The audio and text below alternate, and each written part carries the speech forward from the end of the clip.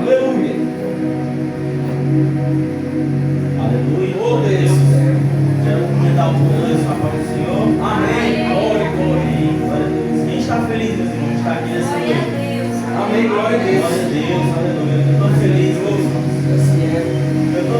Primeiramente, vamos abrir nossas Bíblias em Lucas 16.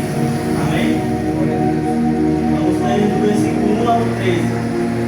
Quando você vai localizando, eu quero dizer que eu estou feliz porque quando eu estava me reconciliando, né? No processo que eu passei, quando eu me afastado, quando eu estava me reconciliando, era realmente um esforço mesmo para ir para a igreja, né? E eu dou graças a Deus, que eu pedi a Deus para que não fosse um esforço, sabe? Fosse uma coisa mais natural, um desejo de vir à casa do Senhor. Até porque a gente vê vários homens de Deus dizendo que se alegravam ao ir à casa do Senhor, não é verdade? E graças a Deus isso não é mais um esforço para mim. Eu queria, na verdade, que nós possamos estar aqui mais vezes. Nós devemos se reunir mais vezes para nos fortalecermos espiritualmente. Né, meus irmãos? Então, quero compartilhar uma palavra com os irmãos que se encontra em Lucas 16. Amém? Glória a Deus. Essa parábola, meus irmãos, é considerada uma das parábolas mais difíceis de se entender. No entanto, quando eu li esse texto, eu não entendia muito bem esse texto. E pedindo ajuda ao nosso irmão, Diácono Rodrigo, eu pude entender um pouquinho para compartilhar com os irmãos, amém? Lucas 16, versículo 1. Jesus disse também aos seus discípulos: certo homem rico tinha um administrador. Um dia ele recebeu uma denúncia de que esse administrador estava desperdiçando os bens dele. Então, chamando-lhe, disse: o que é isso que eu ouço ao seu respeito? Preste suas contas da administração, porque você não pode ser mais o meu administrador. Versículo 3. O administrador então se pôs a pensar: o que farei agora? Estou sendo demitido pelo meu patrão. Trabalhar na terra não posso. Mendigar eu tenho vergonha. Já sei o que eu vou fazer quando eu for demitido. Já sei o que eu vou fazer quando eu for demitido. Para que as pessoas me recebam em suas casas. Versículo 5. Tendo chamado cada um dos devedores do seu patrão, perguntou ao primeiro: quanto você deve ao meu patrão? E ele respondeu: 100 barris de azeite. Então o administrador disse: pague a sua conta, sente-se depressa e escreva 50. Depois perguntou ao outro: quanto você deve? Ele respondeu: 100 sacos de trigo. O administrador lhe disse: pegue a sua conta e escreva 80. Versículo 8. E o patrão elogiou o administrador infiel por sua esperteza, porque os filhos do mundo são mais espertos na sua própria geração do que os filhos da luz. Versículo 9. Eu recomendo a vocês que usem a riqueza injusta para fazer amigos, para que quando a riqueza lhes faltar, vocês sejam recebidos nos tabernáculos eternos. Versículo 10, meus irmãos. Quem é fiel no pouco, também é fiel no muito. Quem é injusto no pouco, também será injusto no muito. Amém? Glória a Deus. Aleluia. Jesus, meus irmãos, certa vez estava pregando para as pessoas e ali Jesus ele foi contar uma história.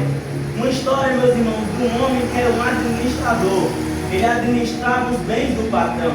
E nessa história, meus irmãos, nessa parábola, o administrador, o mordomo, como em algumas traduções, somos nós. E o patrão, nessa parábola, meus irmãos, é Deus.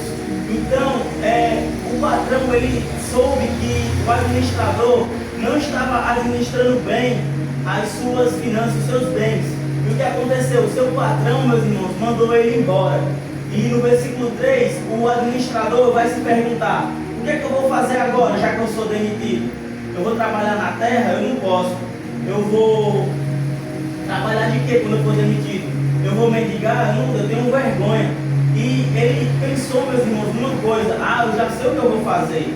Eu vou chegar a cada um que deve ao meu patrão e eu vou cobrar um pouquinho a menos para que eles possam ter uma dívida comigo, comigo de gratidão. Porque eu fui lá, eu te ajudei, eu abaixei a sua dívida, eu reduzi a sua dívida. agora eu estou precisando de ajuda. Certamente ele ia ter uma dívida de gratidão com aquela pessoa que pagou a conta.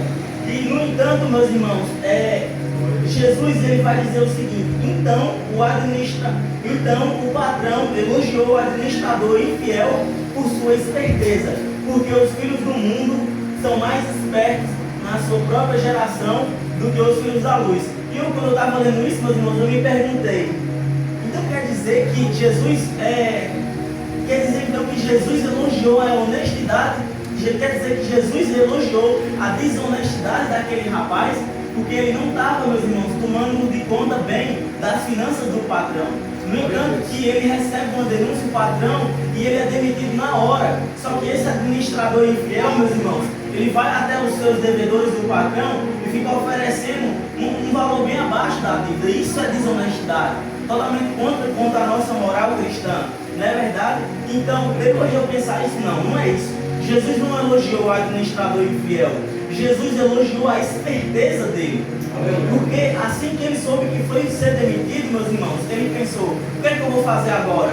Então ele foi atrás do pessoal para cobrar um preço muito abaixo da dívida deles, para que eles viessem, meus irmãos, ter uma dívida de gratidão com ele. E aí Jesus fala, meus irmãos, porque os filhos do mundo são mais espertos na sua própria geração do que os filhos da luz. Então o sentido aqui é que Jesus está querendo nos dizer se até os filhos do mundo sabem se planejar para as coisas do futuro, então por que os filhos da luz não se planejam? Esse é o pensamento que eu digo, meus irmãos. Então por que os filhos da luz não se dedicam às coisas eternas? Se até os filhos do mundo sabem se planejar nessa terra, então por que nós não se planejamos nessa terra, meus irmãos? Porque nós não se planeja pensando além dessa terra, pensando nas coisas eternas. Que o diácono Rodrigo falou aqui nessa noite, não adianta nós só ouvir, não adianta nós só falar ou memorizar, nós temos que praticar. Porque a grande verdade, meus irmãos, é que nós sabemos a maioria das coisas, nós sabemos como ser cheios da presença de Deus. Então por que nós não fazemos? Nós sabemos como ser cheio do Espírito Santo. Então por que nós não fazemos, meus irmãos? De fato, falta ação em nós, falta desejo. Aleluia, glória a Deus. E para isso acontecer, nós temos que renunciar o nosso tempo de prazer para ser um tempo de busca, um tempo de oração. E no versículo 9, meus irmãos, Jesus vai dizer: eu recomendo a vocês que usem a riqueza injusta desse mundo para fazer amigos, porque quando a riqueza lhes faltar, vocês sejam recebidos nos tabernáculos eternos. Essa foi uma das coisas também que eu não entendi, meus irmãos. Jesus falou que Jesus recomendou, meus irmãos, que nós venhamos usar a riqueza injusta desse mundo para fazer amigos, para que quando a riqueza faltar, nós possamos ser recebidos nos tabernáculos eternos. Ou seja, Jesus está falando aqui, meus irmãos, da riqueza desse mundo para fazer amigos, no sentido de que a gente venha fazer o bem. A gente veio fazer o bem para as coisas de Deus. Porque, como no final aqui vai dizer, que nenhum servo pode servir a dois senhores, porque irá se dedicar a um e desprezará o outro.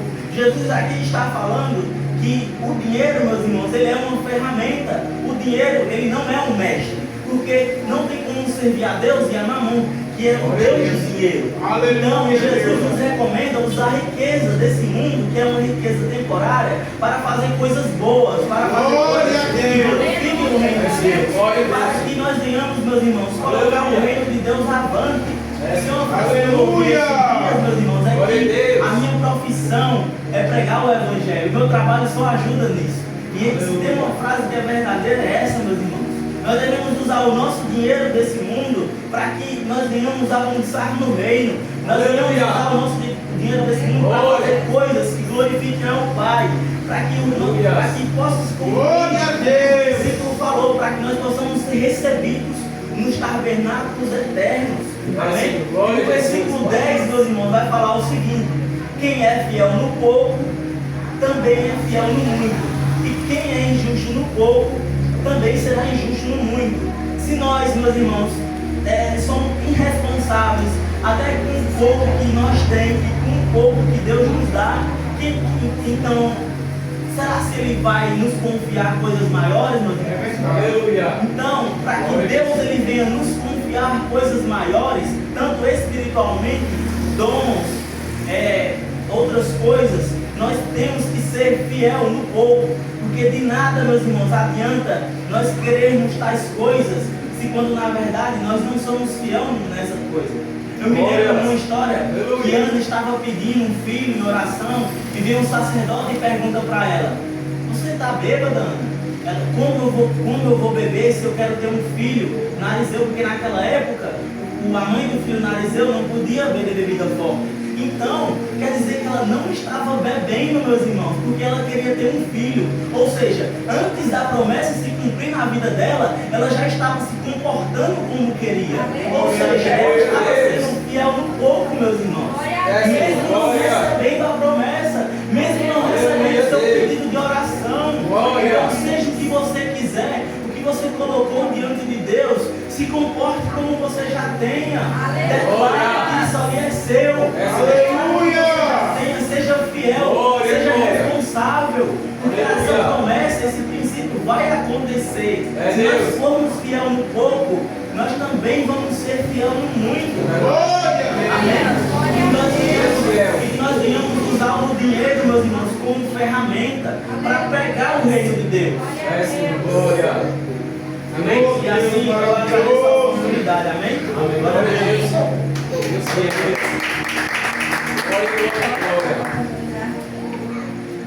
Aleluia.